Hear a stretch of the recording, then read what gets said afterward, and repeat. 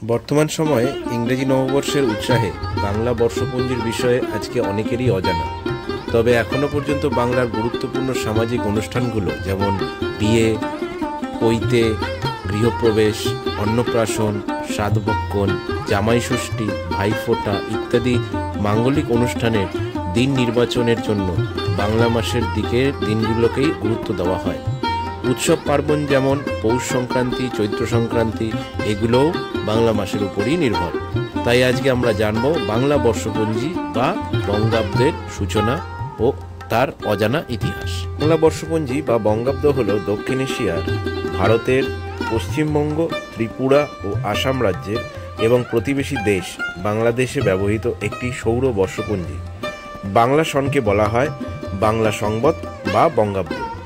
বাংলা বর্ষপঞ্জিতে নববর্ষ পহেলা বৈশাখ নামে পরিচিত। বঙ্গাব্দের উৎপত্তি নিয়ে বিভিন্ন মতবাদ রয়েছে। কারো মতে সপ্তম শতাব্দীর বাংলার রাজা শশাঙ্ক বাংলা বর্ষপঞ্জি প্রবর্তন করেন। আবার কারো মতে ভারতে আক্রমণকারী সুলতান ও মুঘলরা বঙ্গবাসীদের উপর কর আদায়ের দিনক্ষণ ঠিক করার জন্য এই বঙ্গাব্দের তৈরি করেছিল। ইতিহাসবিদরা সপ্তম শতাব্দীর হিন্দু রাজা শশাঙ্ককে বাংলা বর্ষপঞ্জি প্রবর্তনকারী বলে মনে করেন, যার শাসনকাল 594 খ্রিস্টাব্দ থেকে শুরু। বঙ্গাব্দ শব্দটি সুলতান মুঘল সময়কালের চেয়েও বহু শতাব্দী প্রাচীন দুটি শিব মন্দিরেও পাওয়া যায়, যা থেকে বোঝা যায় যে সুলতান ও মুঘল সময়ের অনেক আগে থেকেই একটি বাংলা বর্ষপঞ্জি বিদ্যমান ছিল।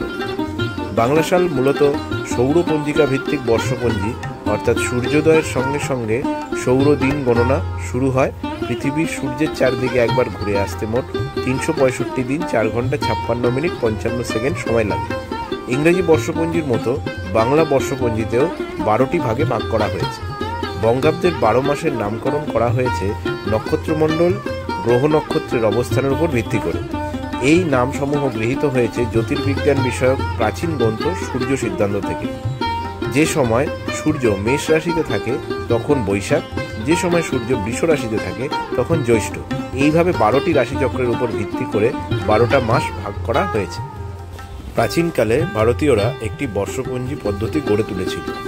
হিন্দুদের 6টি প্রাচীন বেদাঙ্গের মধ্যে একটি, যার নাম হলো জ্যোতিষ। এই জ্যোতিষশাস্ত্রকে ব্যবহার করে প্রাচীন ভারতীয় সংস্কৃতি বৈদিক আচার অনুষ্ঠানের জন্য একটি নির্ধারিত ও সুনির্দিষ্ট সময় বজায় রাখার পদ্ধতি তৈরি করেছিল, যাকে পরে বর্ষপঞ্জি হিসাবে অভিহিত করা হয়।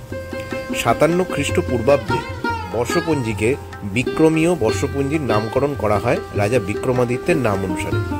বিভিন্ন রাজবংশ যাদের অঞ্চল বাংলায় বিস্তৃত ছিল তারা প্রায় সকলে বিক্রমীয় বর্ষপঞ্জি ব্যবহার করত। মনে করা হয় এই বিক্রমীয় বর্ষপঞ্জির থেকেই কিছু পরিবর্তন করে তৈরি হয় বাংলা সংবৎ বা বঙ্গাব্দ। পশ্চিমবঙ্গ, ত্রিপুরা, আসাম ও ঝাড়খণ্ডের মতো ভারতীয় রাজ্যে বাঙালিদের দ্বারা ব্যবহৃত বর্তমান বাংলা বর্ষপঞ্জিটি সংস্কৃত পাঠ সূর্য সিদ্ধান্তের উপর ভিত্তি করে তৈরি করে। 550 খ্রিস্টাব্দে বরাহমিহির পঞ্চসিদ্ধান্তিকা বলে একটি গ্রন্থ রচনা করেন। এই পঞ্চসিদ্ধান্তিকা গ্রন্থটি 5টি খণ্ড নিয়ে গঠিত। এই গ্রন্থটিতে জ্যোতির্বিজ্ঞান ও জ্যোতিষশাস্ত্রের সংক্ষিপ্ত সার বলা যেতে পারে। এই 5টি খণ্ড হল সূর্য সিদ্ধান্ত, বশিষ্ঠ সিদ্ধান্ত, রোমক সিদ্ধান্ত, পৌলিশ সিদ্ধান্ত এবং ব্রহ্ম সিদ্ধান্ত। প্রাচীনকালে মাস, দিন গণনার ক্ষেত্রে সূর্য সিদ্ধান্ত একটি বিশেষ স্থান দখল করেছিল এবং বর্তমানেও এই সূর্য সিদ্ধান্তের উপর ভিত্তি করে দিনক্ষণ গণনা করা হয়। 1950 খ্রিস্টাব্দে ভারতের কেন্দ্রীয় সরকার একটি জাতীয় পঞ্জিকা পরিচালনার প্রয়োজনীয়তা অনুভব করে। এর ফলে 1957 খ্রিস্টাব্দে ভারত সরকার বিজ্ঞানী মেঘনাদ সাহার নেতৃত্বে একটি পঞ্জিকা সংস্কার কমিটি গঠন করে। মেঘনাদ সাহা কমিটি প্রাচীন বর্ষপঞ্জিকার আমূল পরিবর্তন করে জ্যোতির্পদার্থ বিজ্ঞানের উপর ভিত্তি করে প্রস্তাব পেশ করেন।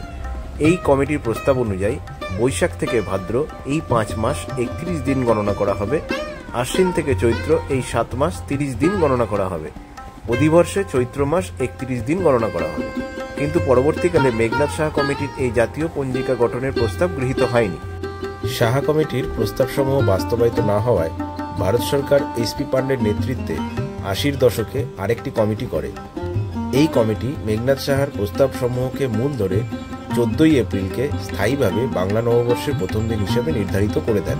এবং যা বর্তমানে এখনো পর্যন্ত আমরা পালন করে আসছি। শেষ পর্যন্ত ভিডিওটি দেখবার জন্য আপনাদেরকে জানাই অসংখ্য ধন্যবাদ। উপস্থাপনাটি ভালো লাগলে লাইক, কমেন্ট, শেয়ার অবশ্যই করবেন এবং পাশে থাকা বেল আইকনটি প্রেস করে আপনারা সাবস্ক্রাইব করে রাখবেন। ধন্যবাদ।